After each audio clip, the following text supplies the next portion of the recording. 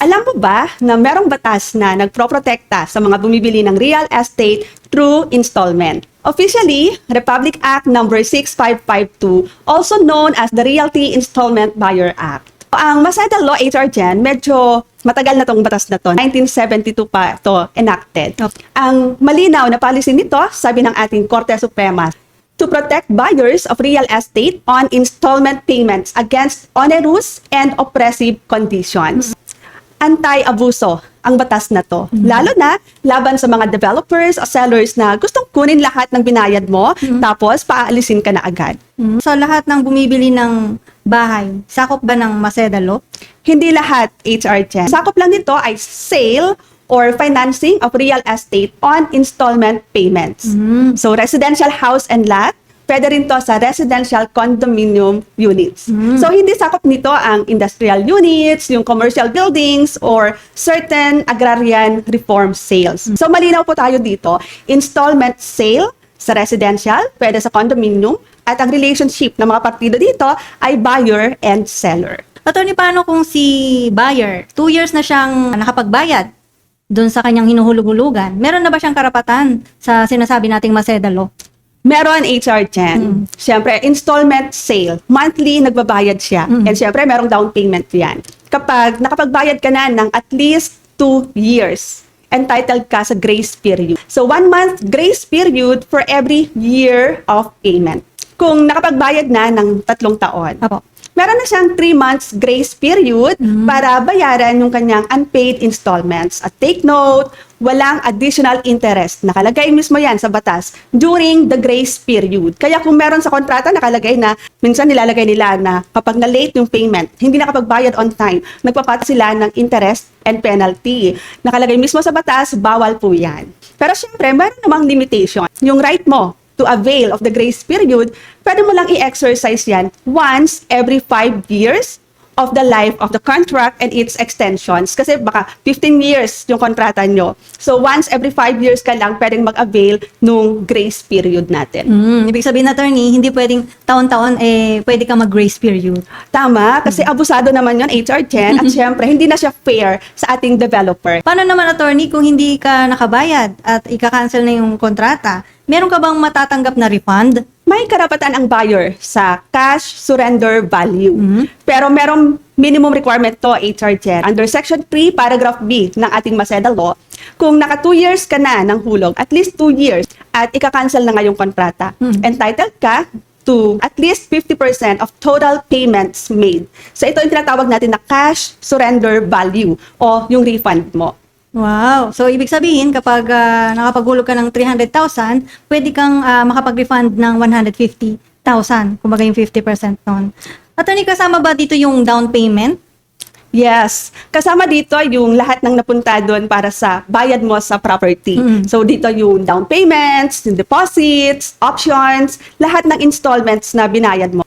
Tapos, pag naabot mo pa yung at least 5 years na nagbabayad, may additional benefit dyan. So, 50% base refund plus 5% additional per year after the 5th year. Pero, maximum lang ng 90% ng lahat ng nabayad mo yung pwede mong i-refund. So, under the Maseda Law, hindi valid ang cancellation kung hindi na-meet ng developer or ni seller yung mga legal requirements. Unang-una, di ba, sinabi natin kanina, mag-grace period ka muna. Hintayin mo muna yung grace period. Opo. Tapos, pag hindi pa rin nakapagbayad during the grace period, magkakaroon dapat ng notarial notice of cancellation. So, notaryado dapat or demand for rescission.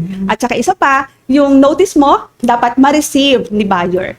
Kaya nga, pag may mga ganitong kaso, HR Gen, we make sure na yung notice is napapadala through registered mail or ini-LBC namin yan para meron kaming proof na na-receive to ni buyer. After ma-receive ni buyer, for example, na-receive ko to February 14, Valentine's na, HR Gen, Yes no? po. Magbibilang ka ulit ng another 30 days. Meron pa rin siyang karapatan na magbayad during the 30-day period.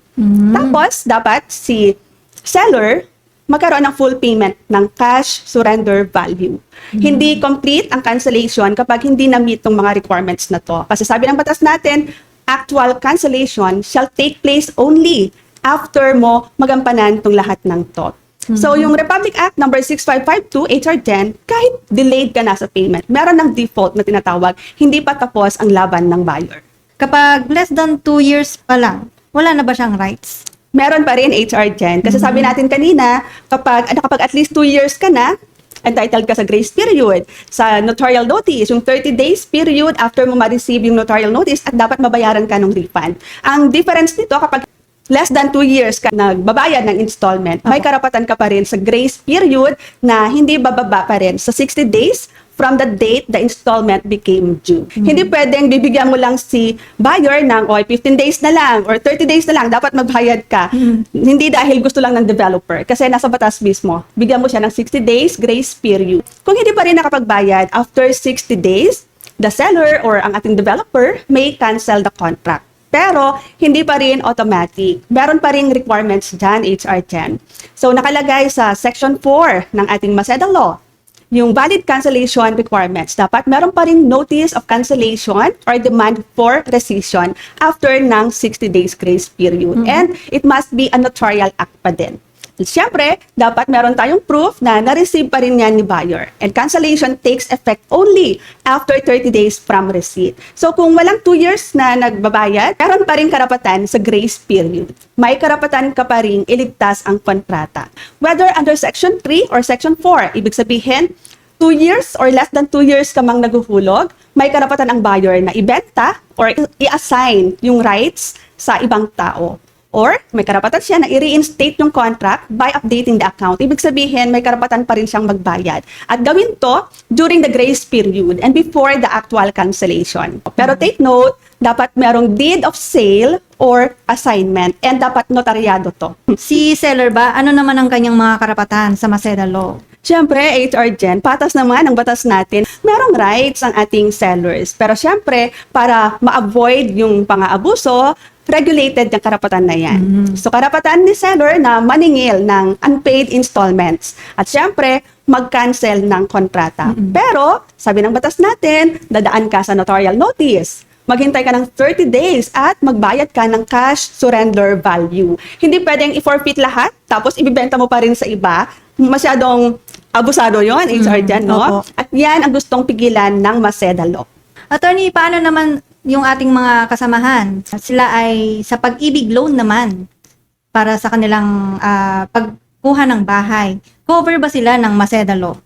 Diretsahin na natin, HR dyan, yung sagot dito. Kasi karamihan, di ba, parang 2 years or 3 years muna silang magbabayad kay developer or seller, tapos ipapasok nila sa pag-ibig housing loan or sa bank housing loan. Hindi na to covered ng Maceda Law kung idinaan nyo na sa pag-ibig or sa bank housing loan. Generally, hindi. Sabi ng Supreme Court sa Sebastian versus BPI Family Bank noong 2014, Republic Act 6552 or ang Maceda Law aims to protect buyers of real estate on installment payments, hindi borrowers or mortgagors who obtained a housing loan. So, bakit nga ba? When it comes to pag-ibig or bank housing loan, HR Jan, ang relationship ng mga parties dito ay lender-borrower relationship. Hindi na siya installment sale by the seller. Meron ng real estate mortgage. Hindi na to installment contract. So, kung ang bayad mo ay diretso sa bank or sa pag-ibig at hindi kay developer or kay seller, hindi na mag-a-apply yung Maceda Law. So, wala na talaga, attorney.